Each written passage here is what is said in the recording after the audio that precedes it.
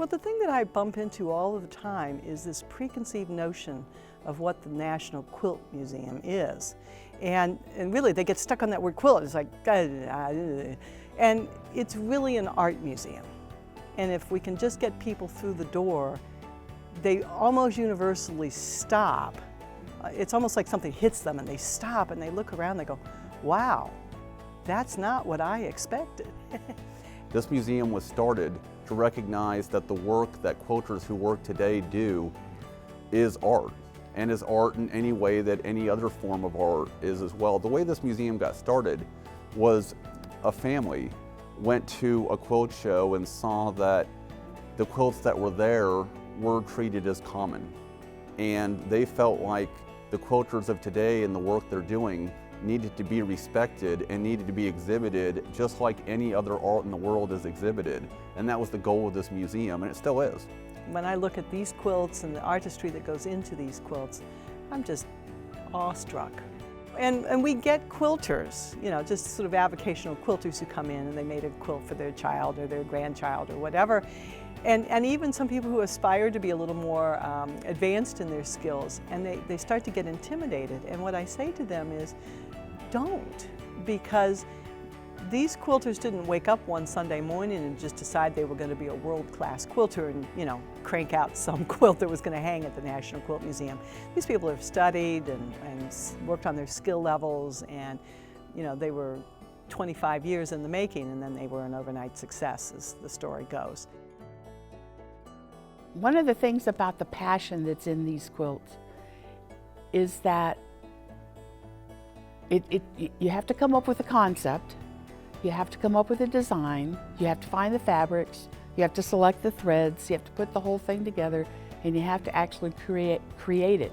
And to me, to do that whole process from the flicker of an idea to a finished quilt is absolutely incredible. And I'm the kind of person that if I come up with the idea and I picture it in my mind, then I'm done with it.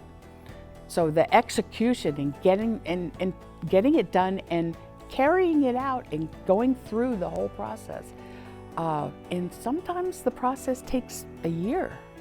A lot of the quilts have took 2,000 hours to make. And if you work a full-time job, 40 hours a week for a year, you're basically working 2,080 hours a year. And imagine doing that 8 hours a day, you're working on one quilt. So the quilts that are in here, a lot of the makers will come back and they'll say, can I see my quilt? I miss it. And it's like a baby to them. I mean, it's something that they really did create from just a little speck of an idea. And that I just think that's fascinating, and I'm so happy when they come back and visit their quilt. Every quilt, whether it's just a quilt that Granny made for her brand new baby in the family, or one that's hanging on our wall, has a story. People don't just decide they're going to make a quilt. There's a reason that they're making the quilt. For example, one of our new acquisitions, the flag quilt, and the flag was still there. There's a story behind why that flag quilt was made. And every one of these quilts has a story. So, I mean, you could spend days in here just looking at a couple of quilts and learning the story on what these quilts mean and how they impact people. We have a wonderful quilt by Jonathan Shannon called Air Show that depicts a biplane and a number of other airplanes. And one day in the gallery there was a much older gentleman, elderly if you will, and there was a young boy standing next to him, and they weren't related. And the older gentleman said to the young boy, he said, so what do you think of these planes? And the little boy said, those aren't planes, they're biplanes. So I thought that was really interesting that he knew exactly what he was looking at. And that's one of the things that we find out. People start talking about what's in the quilt. We have another quilt called Porta Cassis, and that fabulous quilt looks like a painting. And I've had people come up to it and go, I've been there. And that's just fabulous. That's absolutely wonderful. So much of what's in here chronicles the lives of the people who made the quilts. The interesting thing about quilts is traditionally there were common trends in how people would make quilts. You've seen a lot of log cabin quilts, you've seen a lot of wedding ring pattern quilts and what have you. That was more just quilting going through different generations and going through style changes. At the end of the day, and you really see it by the diversity of what you see here, a quilt is a blank canvas. And people can create something that is as pristine as a picture you'd see if someone took a photograph, and see things that are quite abstract. It all has to do with that individual artist.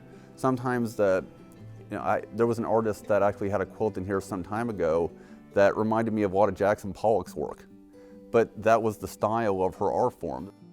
There's a quilt over there of the American flag made by Melinda Beulah, where what happened in her case is she's been a quilter for a number of years and is very talented. And when she started making this quilt, her son had decided to go into the Marines. And it's her only son, it's her only child, and it wasn't something that hadn't been discussed for all that long. It was possible he was going to go into a different path. And she used this quilt to go through her emotions of dealing with this and this being her family member, and you never know what's going to happen. And you can see it in the quilt. It's pictorial and it's an expression of what's going on in her life at that time. But you're absolutely right, it's completely diverse. It's completely up to what the artist perceives and what they want to do. In quilting, just like any art form, this is an expression of each individual artist and what they've lived and their experience, just like anything else is in any genre of art. When you come here, you're experiencing what these folks do and their talent, and it's quite amazing.